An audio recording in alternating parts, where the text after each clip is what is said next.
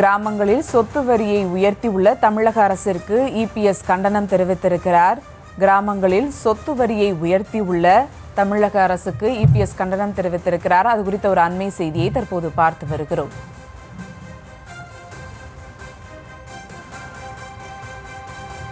சொத்து வரி உயர்வு குறித்து இபிஎஸ் கண்டனம் தெரிவித்திருக்கிறார். மேலும் விவரங்களோடு இணைகிறார் செய்தியாளர் ராஜேஷ். வணக்கம் ராஜேஷ், விவரங்கள்.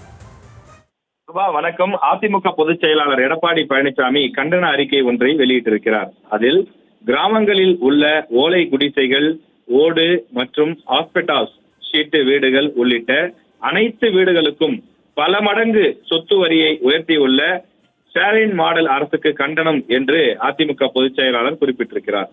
ஆட்சிக்கு வந்த 48 மாதங்களில் பேரூராட்சி, நகராட்சி மற்றும் மாநகராட்சிகளில் உள்ள வீடுகள், கடைகள் 2 முறைக்கு மேல் சொத்து வரியை உயர்த்தியதுடன் இனி ஆண்டுதோறும் 6% வரி உயர்வையும் அறிவித்திருக்கக்கூடிய திமுக அரசுக்கு கண்டனம் என்றும், இந்த ஆண்டு முதல் தமிழகத்தில் அனைத்து பஞ்சாயத்துகளிலும் உள்ள ஓலை குடிசைகள், ஓடு வீடுகள், கான்கிரீட் வீடுகள், வணிக நிறுவனங்கள் உள்ளிட்ட அனைத்துக்கும் சொத்து வரியை உயர்த்தி இருப்பதும், புதிய வரியை வசூலிக்க அதிகாரிகளை வற்புறுத்தவும் செயல் கண்டிக்கத்தக்கது என்று அவர் குறிப்பிட்டிருக்கிறார்.